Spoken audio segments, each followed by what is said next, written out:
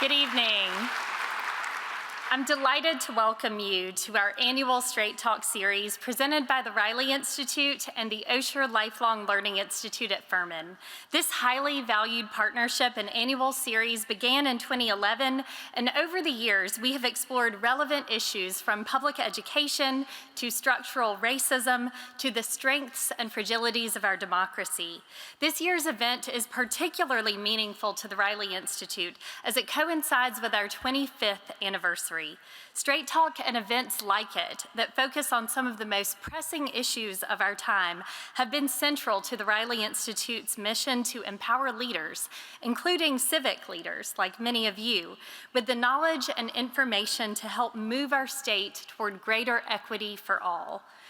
Thank you so much for being with us tonight as we begin our three-part series, Politics in the Divided States of America.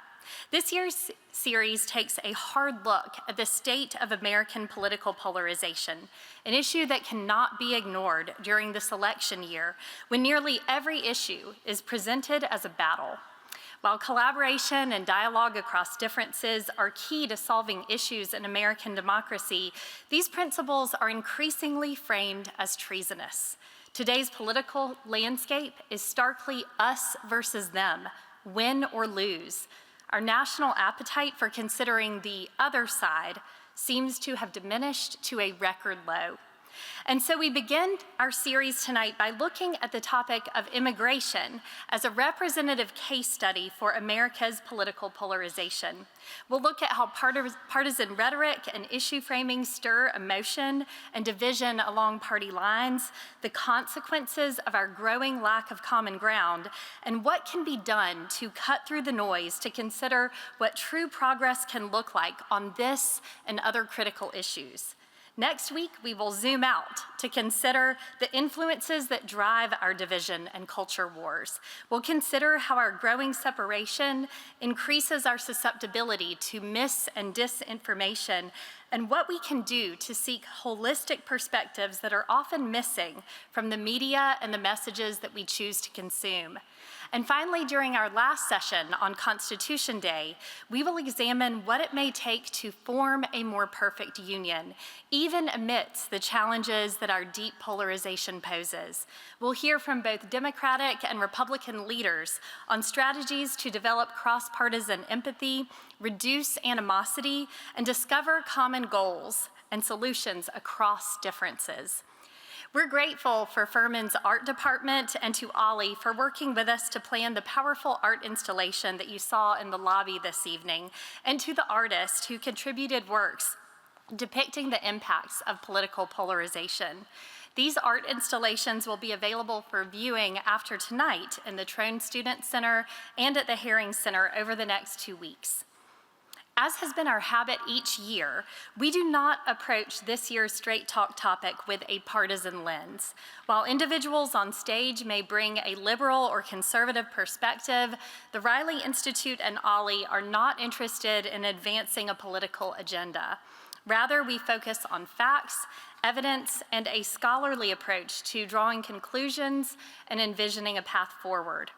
Our Institute's namesake, Richard W. Riley, is a relentless advocate for treating everyone, even those who disagree with us, as people, saying when we give that up, we have given up everything that makes democracy possible.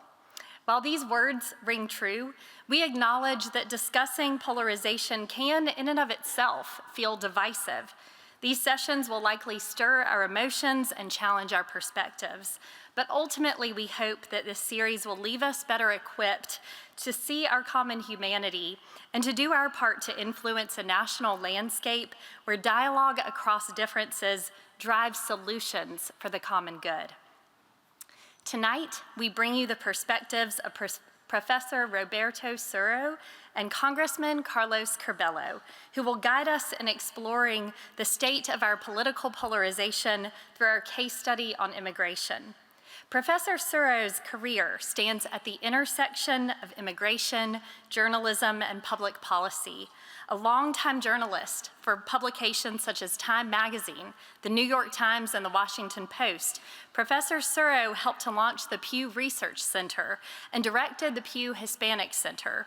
He holds a joint appointment as a professor at the University of Southern California's Annenberg School for Communication and Journalism and the Sol Price School of Public Policy. A specialist on immigration and Latinx populations, Professor Suro regularly facilitates dialogue on public policy matters related to these topics among lawmakers. We're looking forward to hearing his keynote remarks to begin tonight's session. Then later in the program, we'll hear from Congressman Carlos Curbelo, who served as the U.S. Representative for Florida's 26th District from 2015 to 2019. Speaking from his experience as a Republican lawmaker who consistently ranked as one of the most bipartisan members of Congress on immigration and other issues, and now as an on-air political analyst, Congressman Curbelo will offer perspectives on the impacts of our polarization in policymaking. Dr. Danielle Vinson will be our moderator tonight and throughout this series. Dr. Vinson is a professor of politics and alumnus of Furman, whose specialty is in American government institutions. As Dr. Vinson moderates this series, she will bring her wonderful combination of brilliance, candor, humor, and compassion. And now, without further ado, please join me in welcoming to the stage our keynote speaker, Professor Roberto Suro.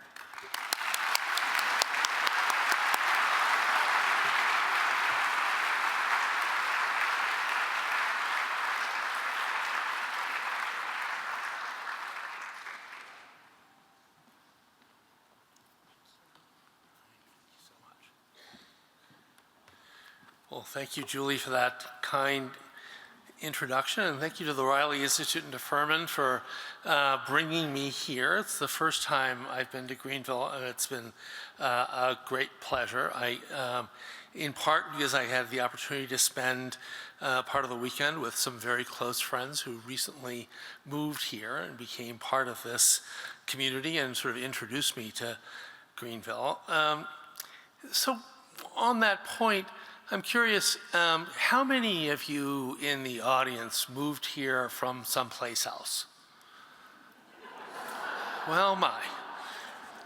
So you've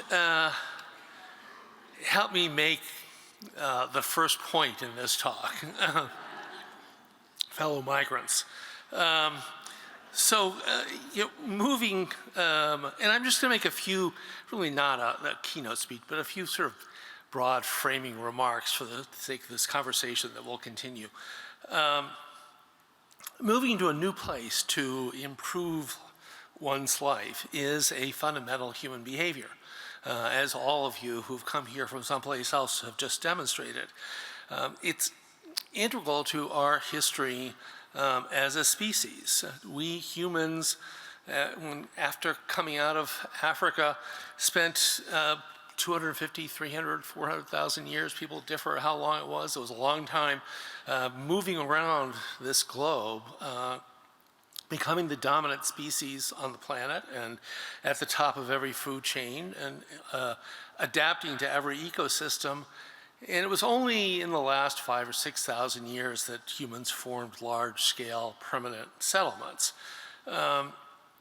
We accomplished this not because we were particularly fast creatures or well-armed with claws and teeth and things and tusks. We managed to accomplish this as a species because we socialized. We created units among ourselves in which we communicated. We shared resources. We created hierarchies. We had a sense of membership. We created clans and tribes. But these weren't static social organizations. They were always evolving. When you think of the most basic unit, the family, the extended family, families grow and they survive by incorporating newcomers. It's essential to the genetic health of families to produce interconnections with other families and to incorporate newcomers. So human society is built around a very dynamic sense of membership, of sharing resources, and figuring out how to deal with people who come from outside the group. This is the original us versus them, those who belong and those who don't, and how that difference is negotiated. It's a fundamental human paradox that we need society, we need relationships, we need structure, yet at the same time those structures need to be dynamic and evolving and moving and involve people who come from other places and create homes. So the challenges that we discuss tonight are not new, they're not unique to us, but we in the United States are facing them under some very specific, very challenging circumstances that relate to this time and place. The first of those circumstances is that we here in the United States and the other rich democracies, and you think of Europe and some parts of South Asia, have evolved very large, very elaborate institutions to manage this social structure, to share resources, to elaborate rules of membership, to deal with who belongs and who doesn't, primarily instantiated in the government of nation states. Now, in the last 30 years or so, and on an accelerating and very dramatic basis, across all of the rich democracies, there's been a massive loss of faith in institutions. We're living at a moment where these large structures that manage our social relationships, and in particular the questions of membership and hierarchy and the distributions of goods, are not trusted. They're not trusted to deal with the us versus them. And this is happening at a time when those missions, those objectives that we've entrusted to these institutions are becoming quite urgent.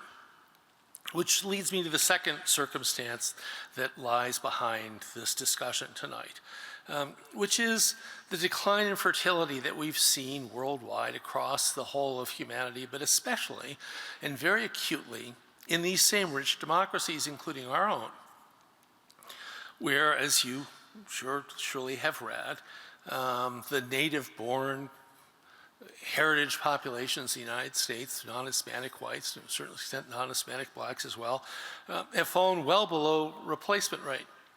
The non-Hispanic white population has been in decline in this country already for several years, if you absent immigrants and their children.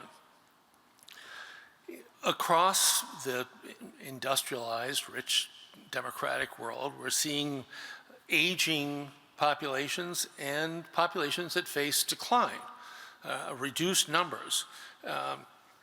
We here in the United States would already be seeing a declining population if it wasn't for the fact that we've been in a period of fairly substantial migration for the last 50, 60 years. The foreign-born population doubled in size over the last 30 years. A very successful exercise by many measures. Our GDP doubled over the same period. 80% of those migrants are lawful permanent residents. There are twice as many foreign-born naturalized citizens as there are who are undocumented. The second generation, the US-born children of immigrants, are doing exceptionally well by many measures.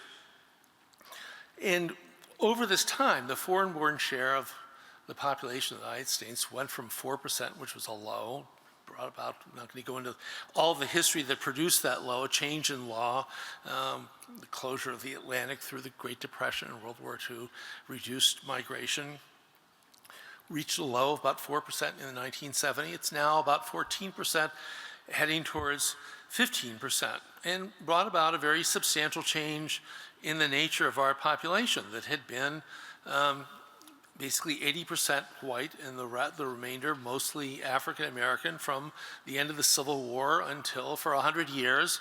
And now the non-Hispanic white population is about 50%. So a very dramatic change in our social structure already. And we have been over the last 10 or 15 years, with the exception of the COVID years, incorporating 1 million to 1.5 million newcomers to the country a year. So a fairly substantial and steady rate of migration as a base. If we were to continue with migration at about the same rate as it's been over the last 10, 15 years or so, the U.S. population would peak about 2080 or so, according to the latest census estimates, and then start declining because the decline in fertility is so great among the rest of the population, and migrants eventually get old as well. So the great, unavoidable, inescapable challenge that this country faces, that all of the rich democracies face, is how to deal with the demographic realities of an aging, declining population. Now, you can imagine policies that incentivize fertility, but it takes 20 years for a child to become a 20-year-old worker. There's like no way to accelerate that process that anybody has figured out. So in the meantime, the only other way to avoid decline is by incorporating newcomers and managing that basic paradox that, as I mentioned, has sort of been the key to humanity all along. If we simply keep a steady state of migration the way it is, where the country would grow a little bit for the next 20 or 30 years and then sort of steady out and then decline slightly, the foreign-born share of the population would go from about 14 to about 20% by mid-century. This takes us into a zone where already in this country, and as I said, really an experience shared by all the rich democracies, once you get to 14, 15, 16% foreign-born, there are real societal challenges and real tensions, of which this conversation focuses on. And so the question then becomes, do we manage those tensions and see the share of the foreign-born population grow towards 20% and above? Or do you look for other solutions? Does automation supplement? I mean, is there a way around decline through automation or artificial intelligence? But there is a big, big question that's unavoidable in American politics, which is how many people do we incorporate into our society from abroad, and how that's managed, and how we manage it at a time when, going back to the first observation, the institutions to whom we entrusted that task are under great suspicion. So in addition to trying to understand how many, the question is what kinds and who decides, which is the third big circumstance. There's no shortage of people around the world of all sorts who want to come to the United States and other rich democracies. We here, in particular, have a system of selection that is incredibly outdated, incredibly inefficient. There's nobody that likes it. Saying the immigration system is broken is the one thing about immigration that you can say that everybody across the entire political spectrum will agree on. So we don't have a functioning baseline from which to make decisions. And so there are a lot of fundamental questions. Do we entrust it entirely to the federal government? Do states play a role in this? How much power should employers exercise in deciding who is allowed into the country? If I have a job and I pick you to fill it, does that mean you automatically get in? How much immigration rests in the hands of families? A great deal of it now, more than 2/3 of our current migrants come because of a family connection. Is that there's a very old traditional idea that families are the fundamental way in which newcomers then integrate into our society? Is that still the best way to do it? These are really difficult, fundamental questions about how we organize our society that would be difficult under any circumstances, but are made much more difficult because of a change in the nature of migration flows that has become evident over the last decade, which is the rise of large-scale displacements. People who are leaving their countries of origin because of violence, poverty, climate change, fragile states, a variety of circumstances that are pushing people out, often in surges, facilitated by transnational criminal organizations in some cases, facilitated by social media, and many headed towards these same rich democracies, all of which, including the United States, by law, have provisions that allow people to come to our borders, basically knock on the door and say, let me in, I have a case to make for protection, for asylum. Anybody who gets here has that right to say, please let me in because I can't go home. It's a very old system. It was based on ideas about the way the world was divided during the Cold War. It was primarily intended for people who were, as we used to say, voting with their feet, leaving communist countries. Not at all adapted to this current form of displacement that produces, because of the nature of this displacement, produces chaos on our borders or in the Mediterranean or in the English Channel. There's no government in any of the rich democracies that has figured this out. Presidents have come and gone in this country, in other countries, prime ministers up and down. Look at the UK, look at Italy, look at France, look at Germany. Nobody has figured this out. There are no good answers at this point on how countries like the United States manage these migration flows. And it's added a very toxic element to our decision-making and to our politics because of the nature of chaos that occurs right on our borders. Rather than people who are seeking entry from where they start, they come to our door and seek admission. And the prospects with climate change are that those kinds of displacement flows are going to increase. Even if you go to the low-end estimates, it's still a lot of people. It's still a big challenge. So how many people? What kinds of people? These go to very basic questions about how we govern ourselves and what kind of a nation we want to be. How we manage the fact that our own population is in decline, and how we manage this fundamental, eternal human paradox of needing societies that have membership and that have hierarchies and that have cohesion, but that require new blood, that require dynamism.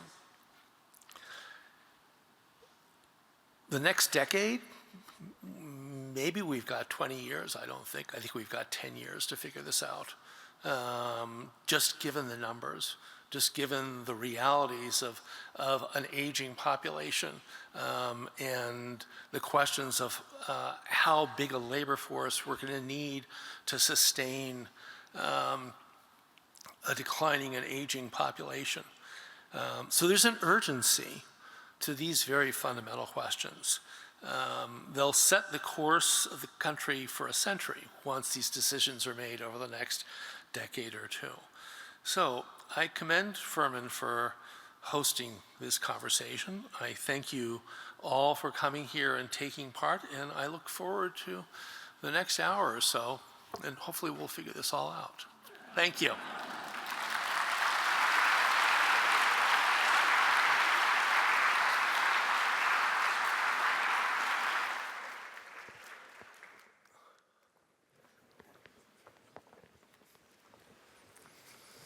Thank you, Professor Suro. for providing us with some context and perspective on this issue. Before we dive into our discussion, I want to remind our audience that we will be using some of your questions a little bit later in our discussion, so use that QR code on the screen or in your program to submit those questions. Congressman Curbelo, I want to start with you.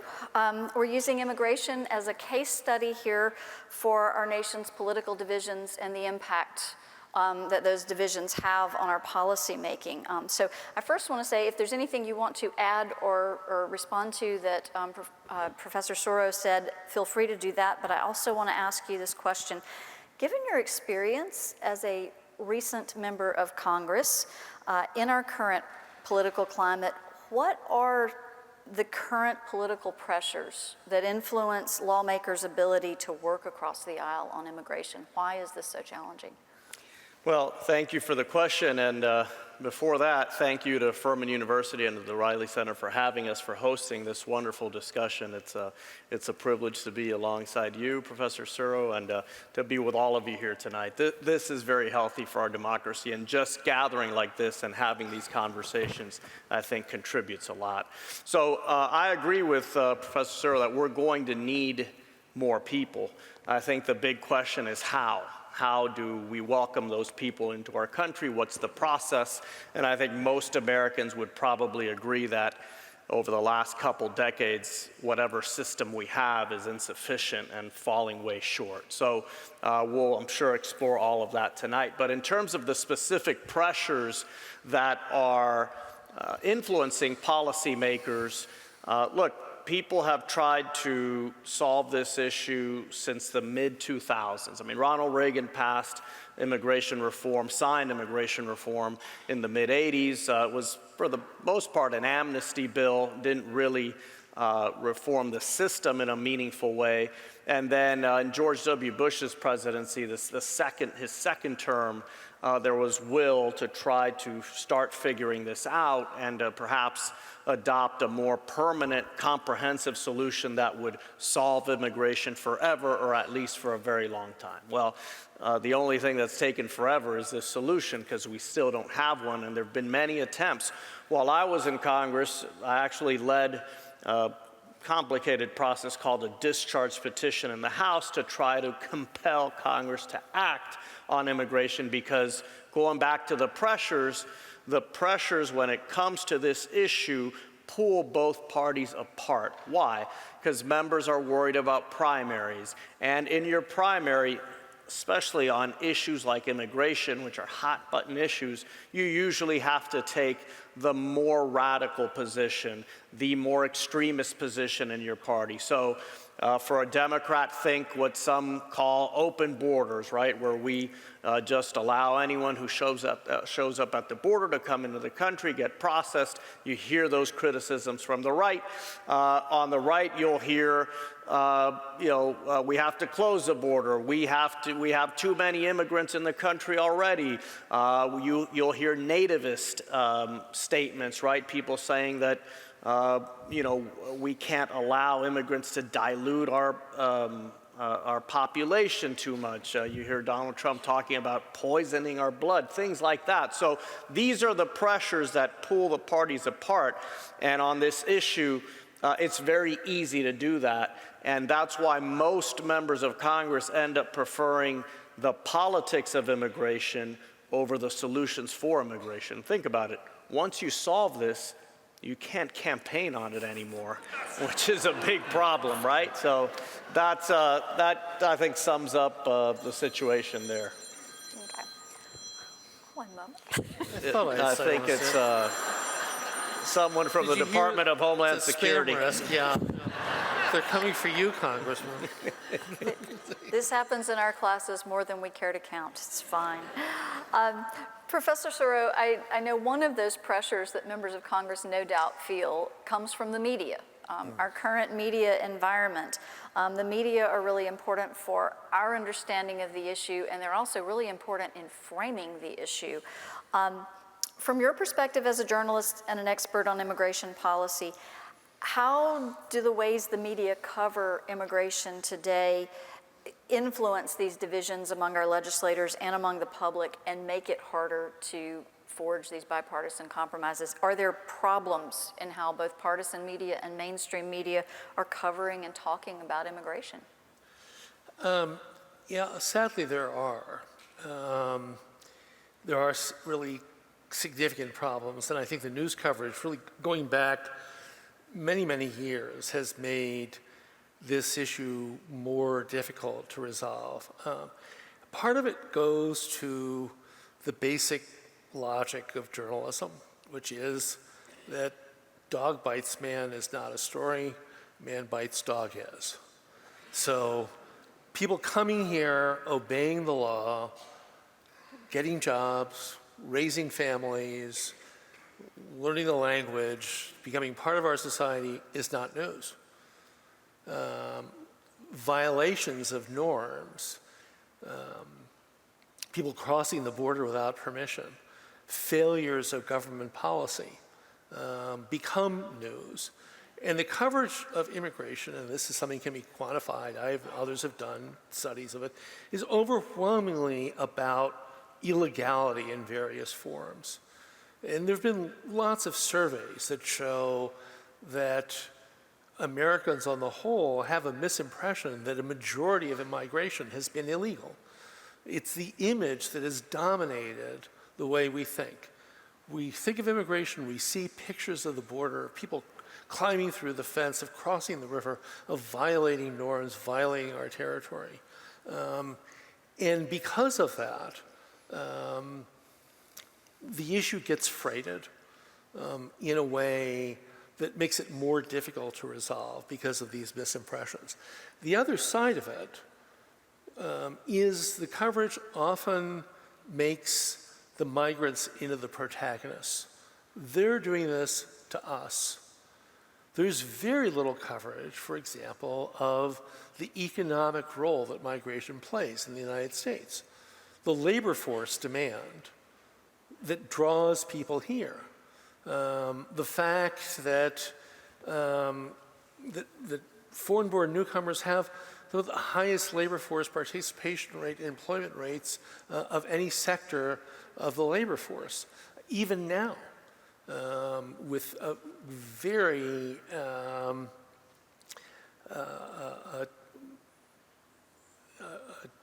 situation at the border that really, I think everybody, including Democrats in the administration, would agree has been largely ineffectual. We're seeing very high rates of employment. So the fact that our economy draws on and rewards migration is not part of the story. And if you see migrants as a protagonist and you associate them with this framework of illegality, it becomes very hard then to say, all right, this is how many people we want to welcome, and this is how we're going to organize a legal system to carry it out. It becomes punitive. So our immigration system is under the jurisdiction of the Department of Homeland Security. It used to be part of the Justice Department. We see it as a law enforcement mechanism. Those frameworks have consistently made it easy to exploit politically and have often made it more difficult to find political compromise.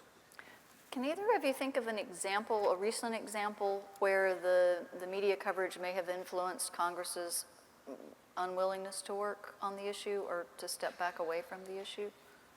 I mean, we can turn on the TV now and pick your channel. You'll see it live and in action. This is what, and we were talking about this earlier over at lunch. Look, I think there's certainly some benefits to the diversification of the media, and we get to see all sorts of different people on TV and different perspectives. But depending on what channel you're watching, you're only getting half the story.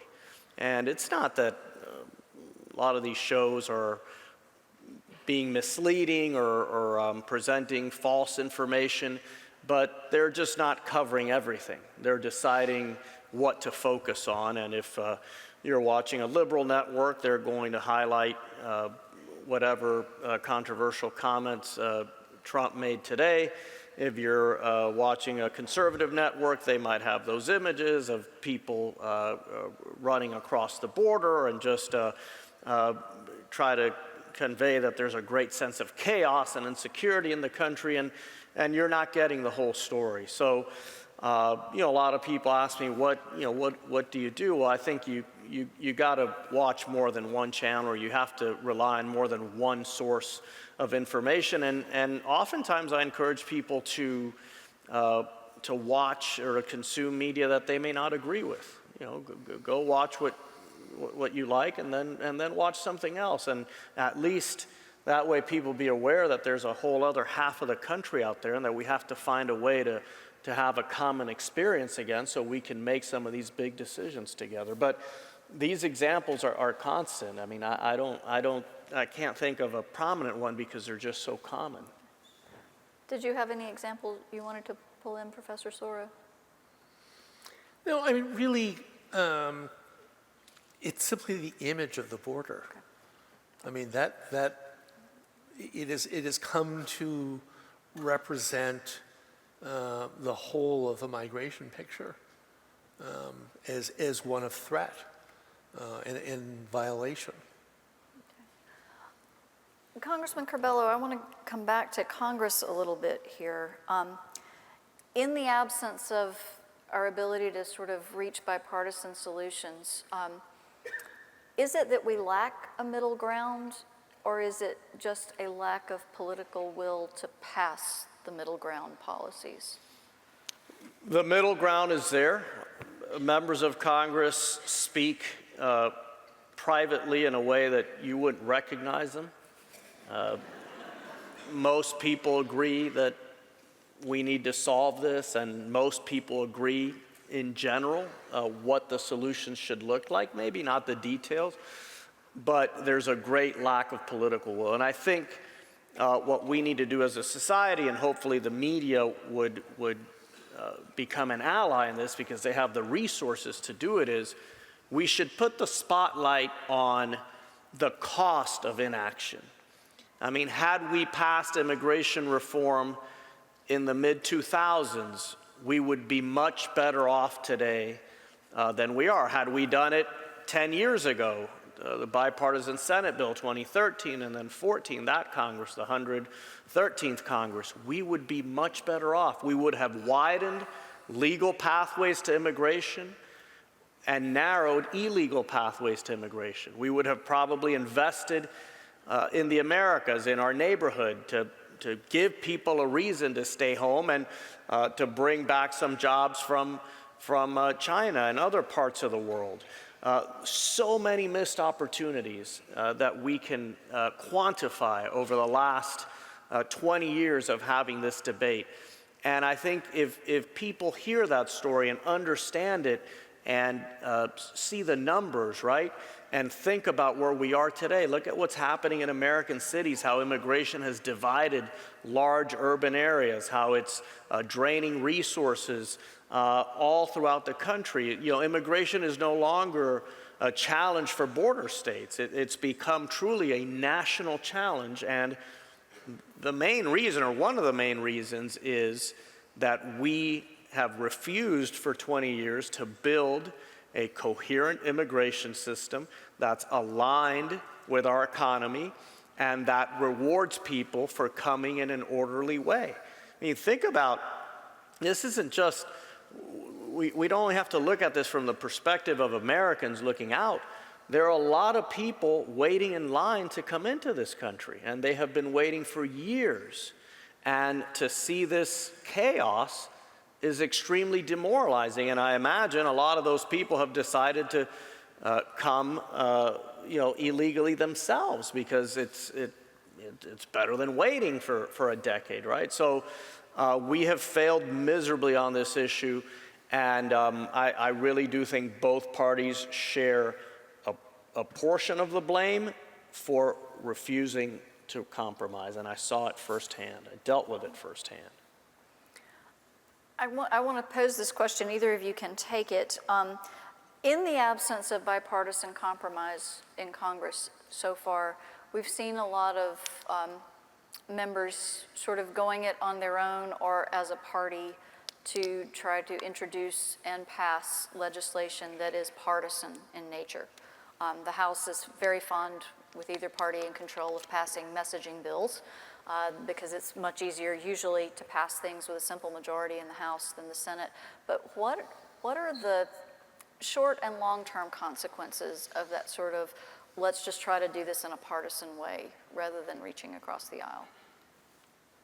Well, I mean, one effect of the gridlock in Congress, as Congressman was pointing out, a couple of big, substantial debates that produced bipartisan bills that could have passed, but for often very hard-line positions by minorities within the two parties. In the interim, what we've seen are two developments. One, increasing use of executive action. So an area that really is best dealt with by statute, at least in terms of creating a fundamental structure, which is what we need, and then a means by which, the whole nature of regulatory law in the United States is a little bit in play now because of the current Supreme Court, which is a whole nother conversation. But I mean, how the executive branch functions and the extent to which Congress needs to be specific about how it guides the executive branch is, one of the big questions. In part driven by the fact that we've seen this increase in executive action in immigration and in other areas. This executive action then has prompted a counteraction in the use of litigation by states. That was very evident starting in the Obama administration, certainly in the Trump administration, continues to the present.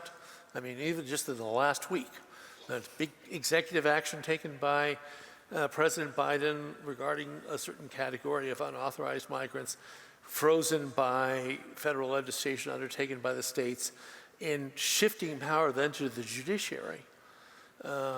So as a structural matter, we've made this all that much more difficult, where you have legislation frozen in time, and then this interplay of executive action and litigation, and in some cases also a lot of freelancing by states across the spectrum. So currently, the status of an unauthorized migrant in Texas is where you can't get married without showing legal status, versus I think it's now 17, 18 states where you can get a driver's license and get access to health care and in-state tuition. So we've got a very diverse landscape.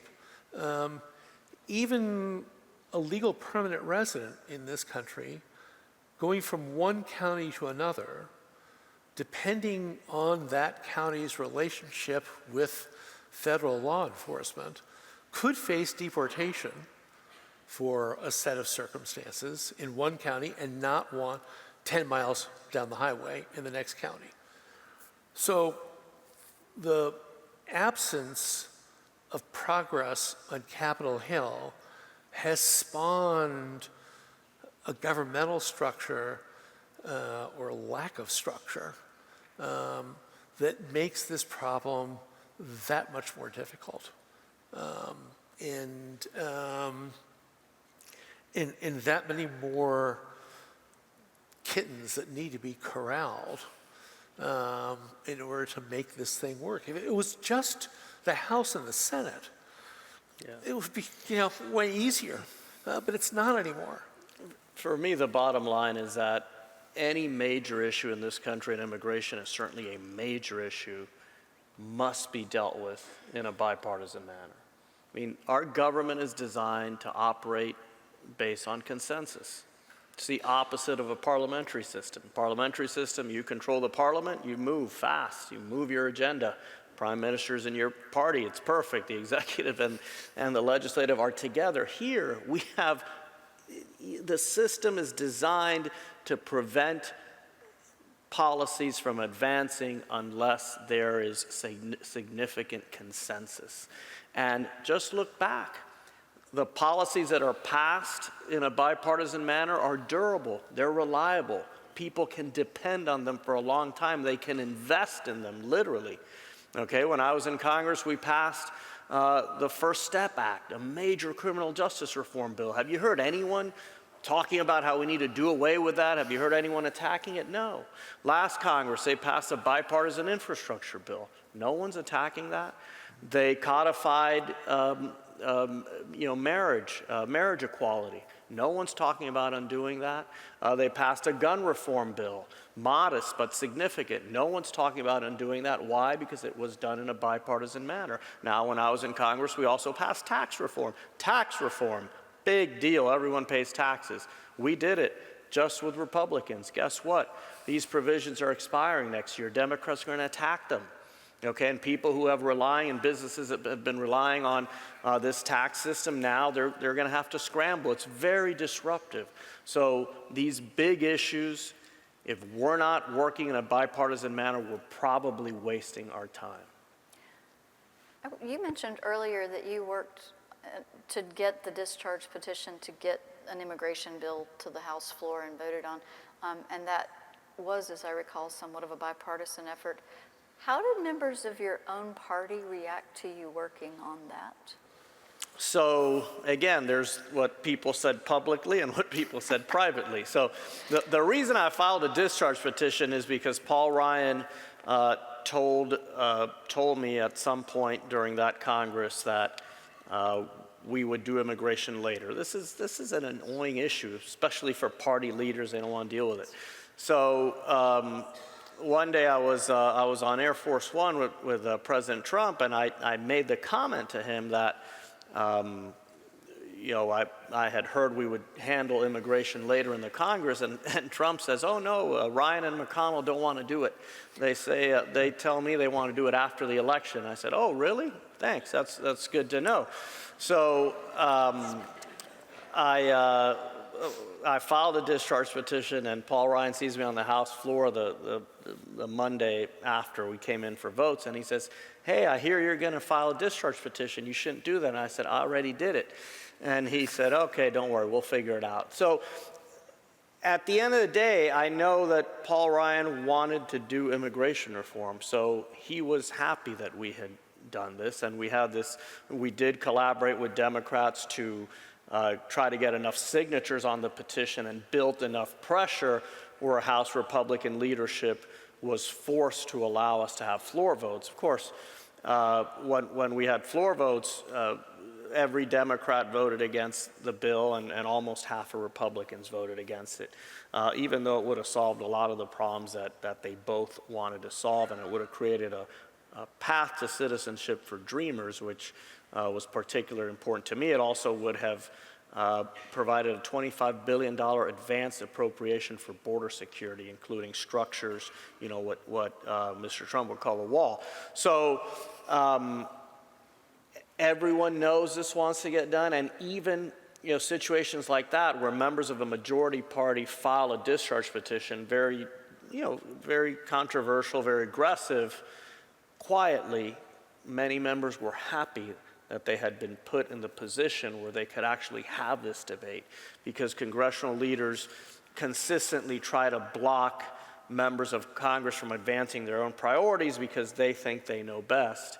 And really, what rank and file members of Congress should do is they should be as aggressive as possible with the powers they have to force leadership into the types of positions where they have to let you do the right thing or what's best for the institution. I told them, I said, I know you can't guarantee us that a bill's going to pass, but let us have the debate. Let us go out there and try to convince our colleagues. And we did have that opportunity. I want to pitch another question to both of you. Our inability to address immigration clearly serves as an example of how our political divisions hurt the country, weaken our national strength. Bipartisan solutions, as both of you have said, are absolutely essential for progress to happen.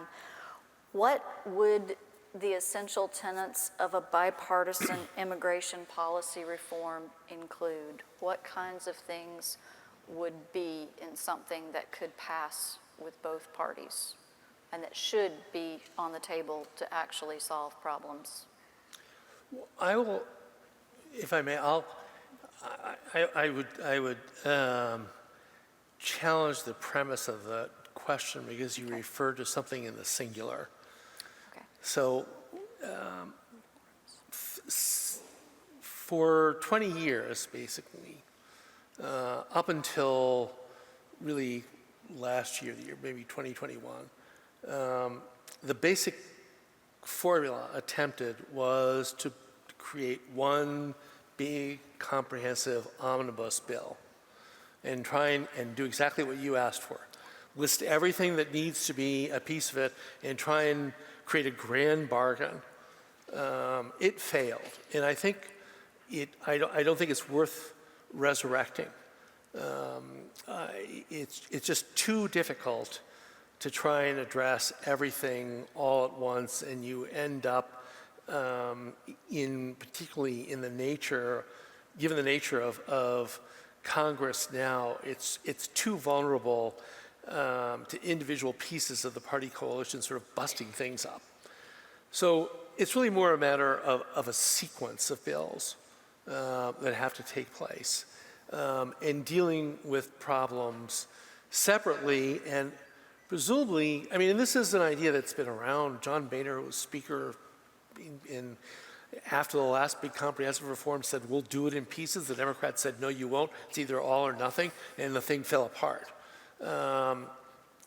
This year, there was a bipartisan agreement on a bill that did 2 or 3 essential pieces of it, mostly around increasing resources for managing the border and starting to make changes in the asylum system, and just doing that much. And there were enough votes in Congress to pass it. President Trump basically gave the order. This is not me saying it, it's Mitch McConnell and people in the House saying it, and he himself saying it, don't pass this bill. So that's the first step, and it's urgent. I mean, it's really urgent. If it could happen in the lame duck session of this Congress, that would be great. To pass a bill that was aimed at increasing resources at the border and starting to work on the asylum system. And then you have to go through pieces. There's a question of employment. As I said, there's a big fundamental question of whether we have employment migration that's driven by the employers or is like a point system of the sort that Canada and Australia have, where you're really creating a pool of eligible workers and you admit them through their qualifications rather than whether an employer has said, I want to hire that person. So where does the power lie on employment? That's one whole area. The relationship between our systems of higher education, like this university, and migration is really essential. We still, although the competition is getting heated, attract great minds to our campuses. And the question is then, how do we facilitate their staying? And it continues. And then there is the big 800-pound gorilla in the room, which is what do you do about this very long-standing population of unauthorized migrants, most of whom have been here more than 20 years now, who have U.S. citizen children. Many of them have U.S. citizen spouses, are really mostly the remnants of a form of migration that has come and gone. and then the future of humanitarian migration. This is an agenda that could take, several Congresses, but I think doing it in pieces is the only prospect as opposed to trying to do it all at once. Do you have anything you want to add to that? I agree. I mean, I think it'd be ideal to try to do it all at once, but that's been attempted for a long time and it's failed. And I do think that this last exercise is a good example of something that can pass. And I do agree with you that it will pass maybe in the lame duck session of this Congress, or if not, almost certainly, next Congress, because there's just a lot of consensus that that's the best way forward. And I think as you start solving the issue and the issue's profile starts being reduced, then it actually becomes easier to work on the rest when there isn't that much media attention and political noise around the issue. Yeah. If the federal government can regain some faith that it can manage this, then the next steps are going to get progressively easier. Right now, there's so much suspicion and distrust of the federal government's ability to manage migration that it's very hard to see how you get to the bigger questions. Thank you. I want to invite our Riley Advanced students out here and ask them to let us know what questions you as an audience have had. They come. Hello, Representative Curbelo and Professor Suro, thank you both for your time this evening. We have a few questions from the audience.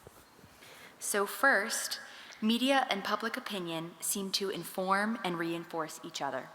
How do we get to a point where we change the narrative in media? Is it a regulatory framework required, or what might media reform look like? Yeah, this is something else we talked about over lunch, and I believe that what we need to do, I'm a big believer in the First Amendment, and I think it would be very difficult to curtail the First Amendment. So what I think we need is more sources of good information. And I'll give you an example of one, and of course I'm biased. I mean, our firm does work with NBC Universal to support coverage across all their platforms. NBC has a wonderful new platform called NBC News Now. I like it because it's streaming, it's accessible from anywhere for free. At NBCnews.com, anyone can tune in at any time, and it is 100% objective. There is no political agenda, there are no leanings. They put the facts out there every day. If they're going to cover a political issue, they'll have someone from each side there to represent their views, and both views are challenged. We need more of that. I think American philanthropy can play a big role in making sure that there are more platforms out there that people have access to. And look, I think the good news is that younger generations are better at looking for different sources of information. They're not just watching one channel every day the way a lot of older Americans do. So I have some hope that we can solve this, but without a doubt, it is one of the factors that is keeping us divided as a country. Thank you for those answers. Another one of our audience members was wondering if the bipartisan bill that was developed in 2024 have been a good framework or potentially a foundation for a lasting solution. Well, as I mentioned, it would have been a very valuable first step, and I think, as I mentioned, I think it's very likely to resurface. And it was just, it was emergency first aid. It didn't really try to do much more than that, except maybe the very beginnings of addressing the questions of the asylum system, but not the fundamental questions of how we judge people's worthiness in that system. Just managing the numbers better. So yeah, and I think there's a sense of urgency around it, and it's very likely to come back. I think probably regardless of who wins the presidential election. Well, our next question is for Representative Curbelo. We wanted to know, as a former congressman, are there procedural, structural, or work culture solutions within and among legislators that you think will help drive more collaboration and less polarization? So at our firm, a lot of the work we do in Washington is around building bipartisan consensus on the issue of energy, climate change, and the environment. We think it's another very big issue that requires bipartisan collaboration. We don't think any one party can impose its solution for a challenge of that nature. And we have found that helping members of Congress, number one, develop relationships between each other, get to know one another, because this is a big challenge in Washington that most people aren't aware of. Before, a lot of members of Congress used to move to DC. They would live there, their families would move there with them, and they would spend a lot of time together. They would socialize.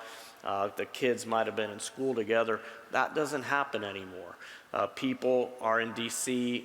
If they have votes Monday through Thursday, they'll get in a couple hours before votes Monday evening, and they'll leave Thursday around noon after last votes, and then they're home.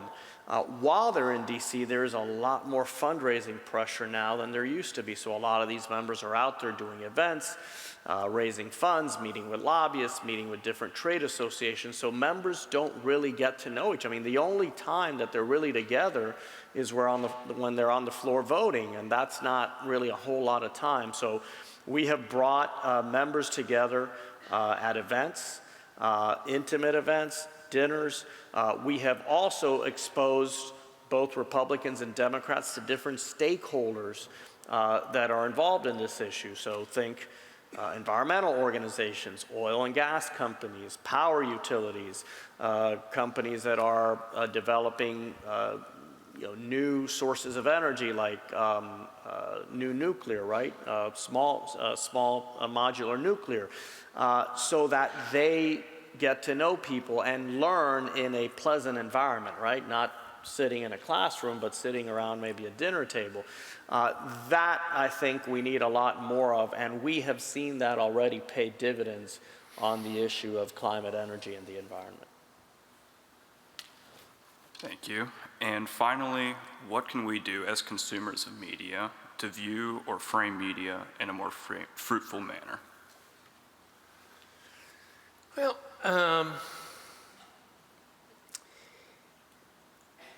and people can exercise choice in the kinds of media they share, which is fundamental to the business model.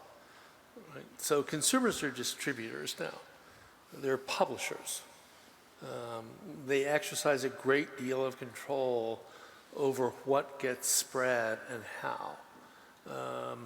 And the question I think everybody has to ask themselves is, do you share things simply because they're provocative, because it's a hot take, because it's going to press a button that you know is already there among your friends and family and the people who you've cultivated as your followers or your likers or sharers or whatever?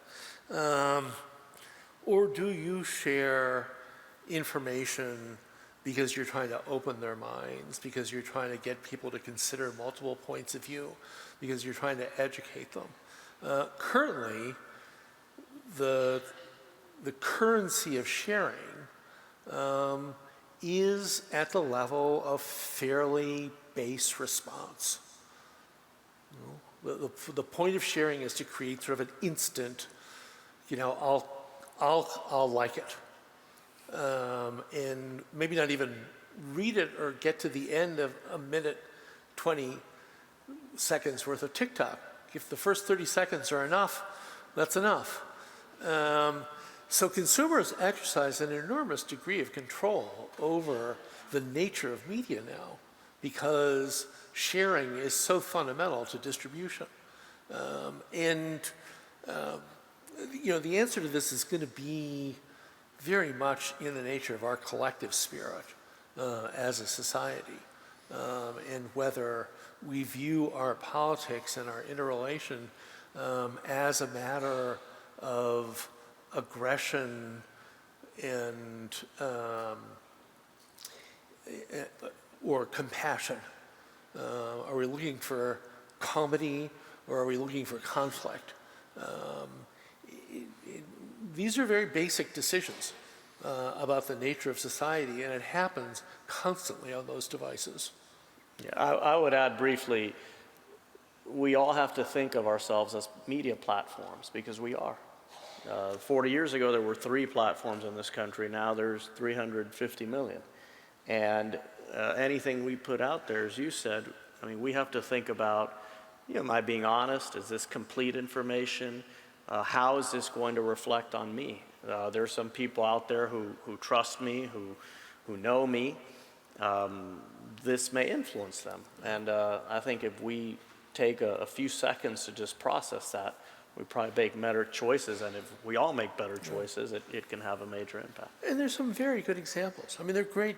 There are lots of very smart, compassionate people across the political spectrum who distribute, who share, who help enlighten their audiences. So we're not talking about necessarily even an exception, but it's just a responsibility that that it's an element of citizenship now. Thank you both. Thank you. I'm going to ask one final question building off of what you were both just saying. We know that you've both encouraged our audience to become better informed about these issues, using more diversity of news sources, for example, being more careful about what we share. And I know our audience is going to all go do exactly what they've been told. Thank you. These are the kind of folks we have here in Greenville and at Furman. So I want you to push them a little bit further in challenging them. What are some practical actions we can take as citizens to have these conversations across on immigration and other issues with each other, but also how do we push our elected officials in the way we communicate or what we do? How do we push them to be willing to have these conversations and to actually take the steps to solve some of those problems? I have succeeded. So look, I think the first thing we can do is we don't have to be all doom and gloom and negative, okay? We still live in the greatest country in the world. I firmly believe that. And please.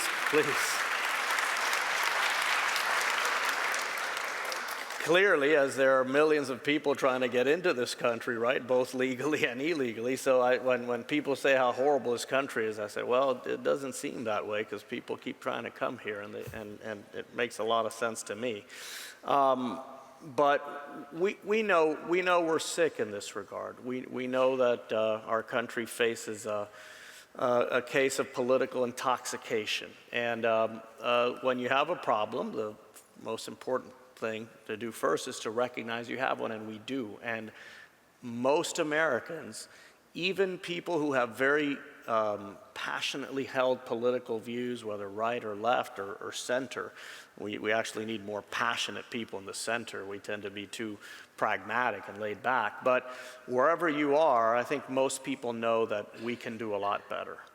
And most people, when they turn off the TV, kind of realize that the country can do a lot better. And I know especially young people in our country feel like the political system doesn't really represent them these days, and I know they're going to take action to change that. And as they become more and more prominent in our electorate, I have a lot of faith that all of this is going to be gradually cured and that we're going to get back on track, so to speak. But we've had other periods of sharp divisions in our country, periods of violence. Obviously, there's a civil war, but even setting that aside, this isn't the first time that our society is polarized. This isn't the first time that people are violent and angry. So there's a solution for all of this too, and these types of gatherings are certainly a big part of the solution. It's an honor for me to sit on this stage and to see these hundreds of people here who just want to hear new perspectives, maybe want to learn, contribute something. That's amazing. My family left a country where that's hasn't been possible for 65 years. So thank you, because just by being here tonight, you're already making a difference. Professor Suro? Yeah, I mean, we've talked a lot about Washington here and the federal government, and I would say maybe one important step is to start thinking about how this issue in particular, lots of other political issues, are addressed elsewhere at the state and local level. And one way to conceive of a future for immigration policy is pressure coming up from the states, even if states are going in different directions, in pressing articulated perceptions of self-interest, rather than waiting for Congress to fix it. So I know that sounded a little bit abstract, but take the example of this place. And the question I asked to start out with, how many of you came from someplace else? So there's something about this place that has made it work for all of you. And all of you are able to come here and create a home and find neighbors and find friends and find community. So there's something about this place that has managed that basic paradox of creating a society that evolves and is dynamic and that absorbs people. So is there something that you take from this experience that then builds outward, that we can restore some greater sense of community and comedy to the country as a whole through the experiences of places like Greenville? There's something going on here. You know, I mean, there's some secret sauce going on in these hills and these woods. I don't know what it is. I would say capture it. Try and understand it. Try and understand how you share it, and how we build on what you're doing here in order to bring it to the rest of the country. All right. As we close this evening, I want to thank you, our audience, for your attention and for your concern about these issues. Next week, we'll hear from political communications scholar and author Danigal Young, who will talk to us a bit about how our psychology shapes our politics and our appetites for mis and disinformation. And also Leroy Chapman, the editor-in-chief of the Atlanta Journal-Constitution, who will help us explore the media's influence on our polarization. So please join us back here next Tuesday, September 10th, same time, same place, for our second session of Straight Talk. Gentlemen, I thank you both for sharing your expertise and experience with us. Well, have a good evening.